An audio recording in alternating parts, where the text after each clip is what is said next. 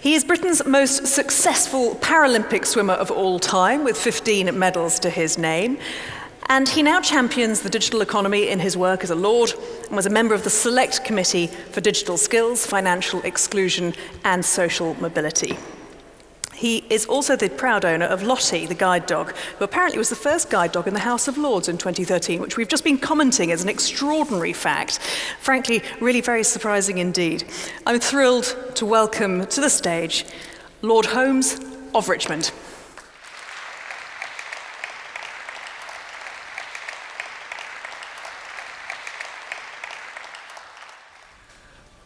Good afternoon, everyone.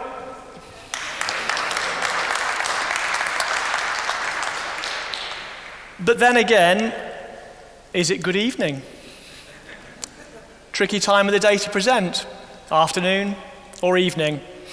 I know from the vibe I'm getting from you lot, you don't mind whether it's afternoon or evening. You're just wondering when the first gin and tonic's going to be coming your way. And that's fine. I hope you enjoy the presentation. I know I'm going to. When the AV man put the microphone on, he said to me, "Don't worry about any of the controls. When you stand at the lectern, I'll turn you on." Who cares if it's afternoon or evening?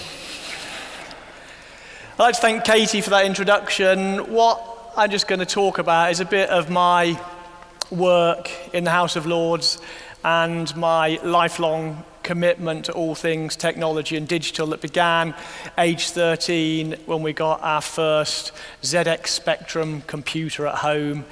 Now, as you all know, when you get a computer as a kid, before you get it, you make all those stories, the narrative that we call it now, to your parents saying, "Yeah, I want to do programming, I want to write all kinds of programs and get into computer science."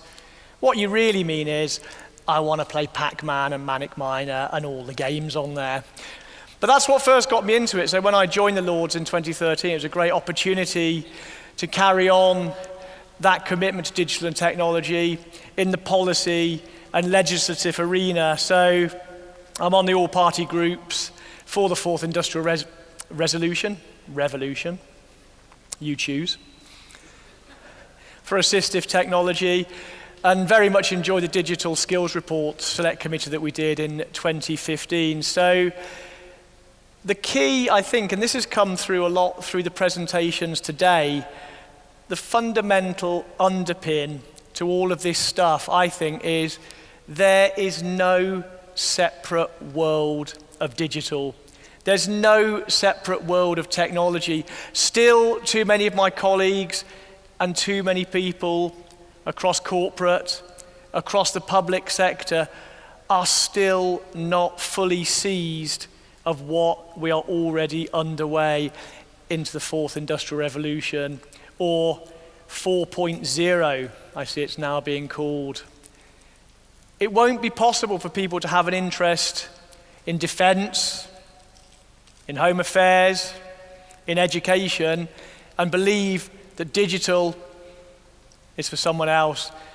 This is going to fundamentally change everything that we do potentially and the way we do it. And that's what we've heard so much of today. But I'll give more reflection of today a bit later. What I'd like to cover at this stage is the last select committee that I've been on financial exclusion. And we published our report on the 25th of March, so just a couple of Saturdays ago. And really, the reason why we undertook this year-long inquiry was to address this fundamental point.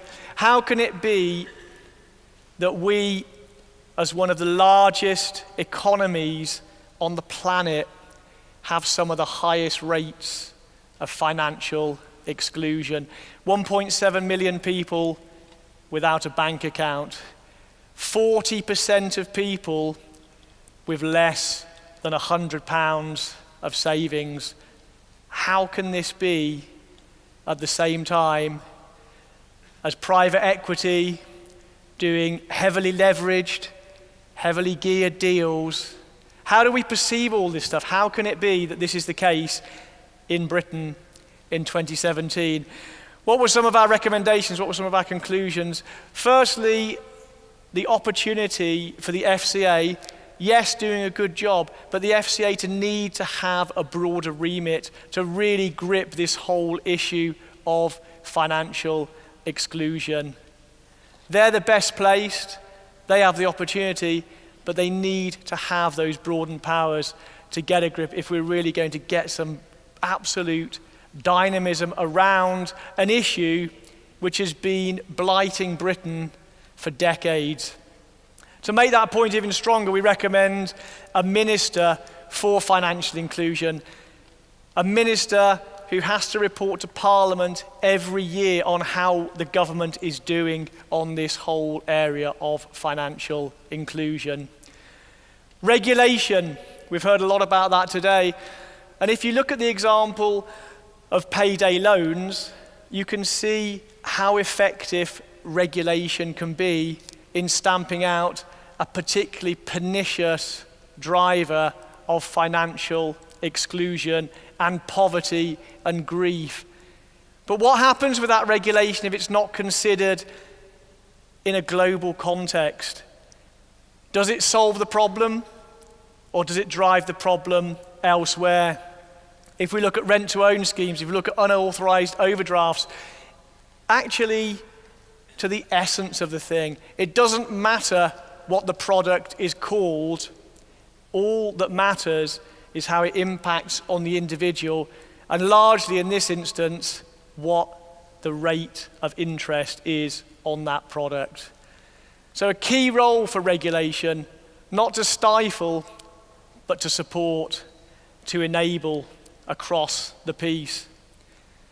We've heard today how important education is.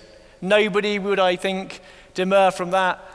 But having financial literacy hardwired into the curriculum from day one, if people are not enabled to have that sense of finance from the very early age, playing with money, getting a sense of how it all operates, how can we hope to put things right even when they're in their teens, never mind their 20s or their 30s? Financial literacy at the heart of the curriculum, and a role for Ofsted to monitor and report on that.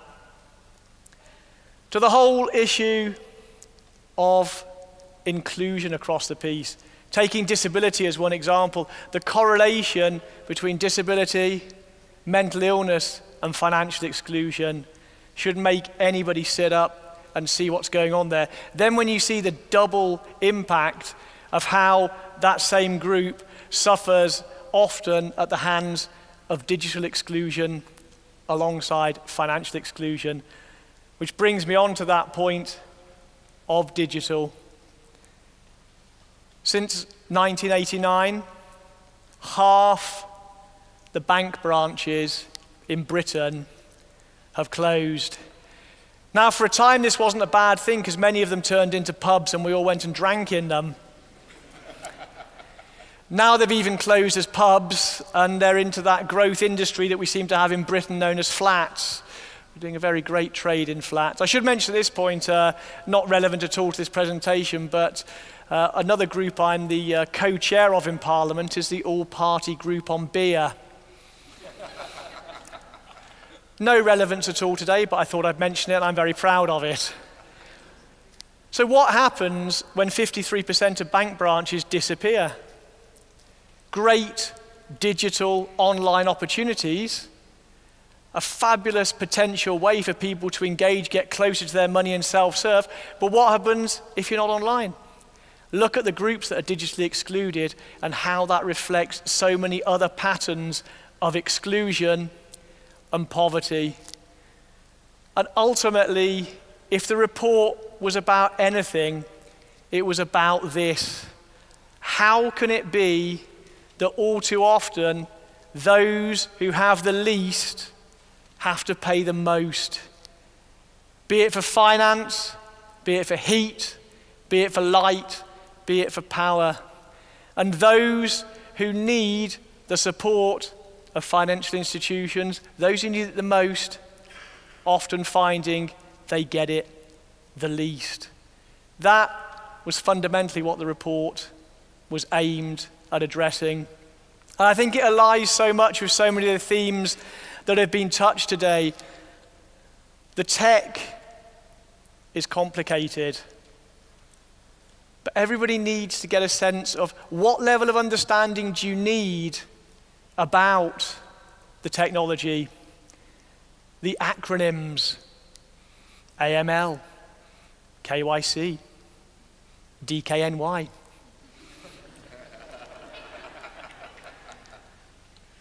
That level of understanding that's required to enable us to operate and interact and be human in this space without needing to necessarily be the person right up to their elbows into the code and the gubbins behind the machine.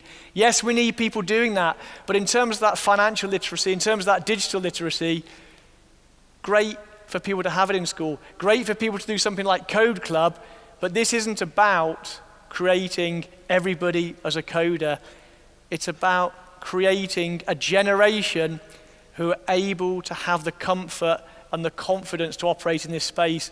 And the fabulous thing is, as we heard in the previous session, where principles got mentioned so often, though we are at such a time of extraordinarily rapid change in so many ways, the great thing is this. Fundamentally, it's all about the human condition, as it always has been.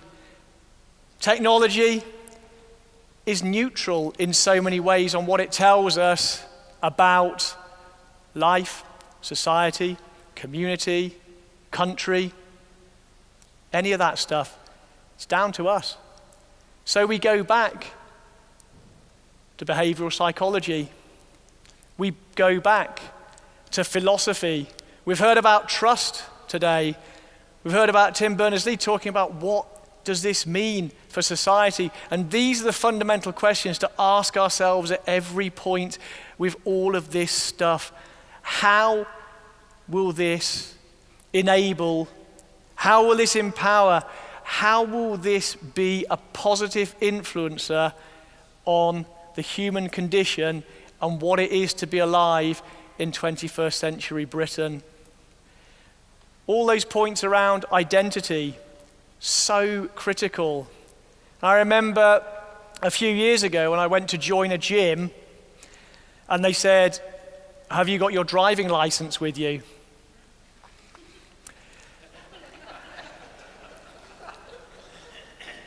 I thought, I bloody hope not.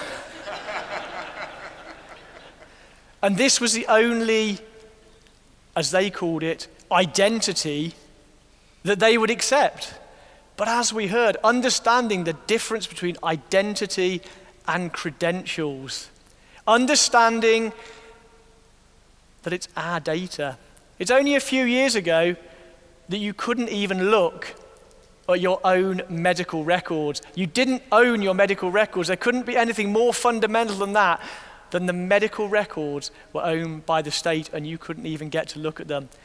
It's flipping all of that, as we heard earlier. Your data, your permissions, your choices. And imagine this. How many times a day do you get a call on your mobile phone? Do you get stuff through the post? Do you get messages on your landline where it's absolutely clear someone has sold your data? Whatever the supposed controls, whatever the supposed regulations, someone has sold your data. But what about this? It's our data. As an individual, you go to Coca-Cola, Microsoft, they're not going to be interested in one individual, but bulk all that up, 1 million people, get a structure in place where an agent, a broker, puts all this together. Suddenly it becomes very interesting. Your data, your permissions, your choices, and your return on those permissions and choices. And again, demonstrating that fintech can not only flip this, jobs will disappear, but jobs will also appear as a result of this. So many of the arguments you hear are arguments that have been made at every turning point in history. You only have to think back to the 60s where how are we all going to know what to do with our leisure time? Didn't quite happen like that, and it won't happen like this time. But we should all have such a positive outlook on this stuff. There's so much negativity in the world. It's incredibly uncertain out there. There is a lot of bad stuff going down.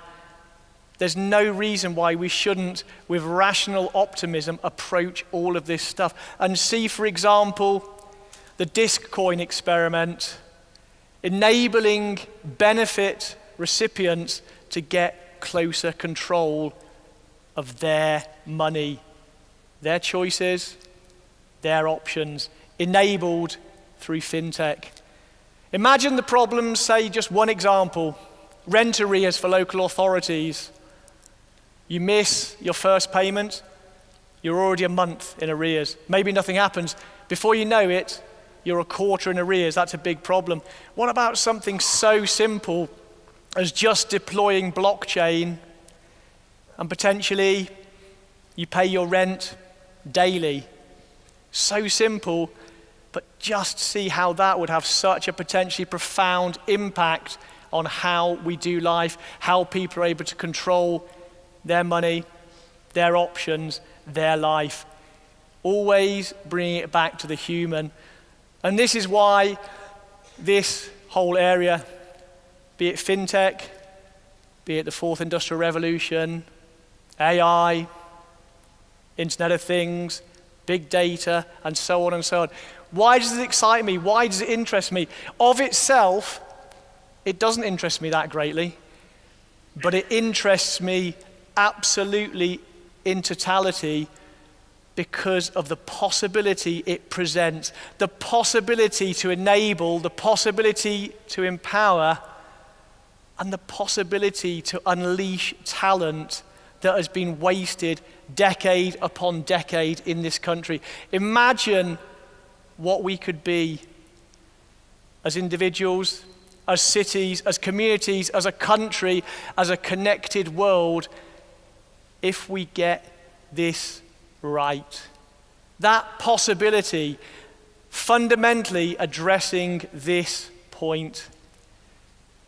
Talent is everywhere, opportunity isn't. Fintech can play such a fundamental role in redressing that iniquity. That's a pretty good mission. Let's all stick to it. Let's make that difference for everybody, not least those who need it the most, currently suffering financial exclusion. Thank you very much.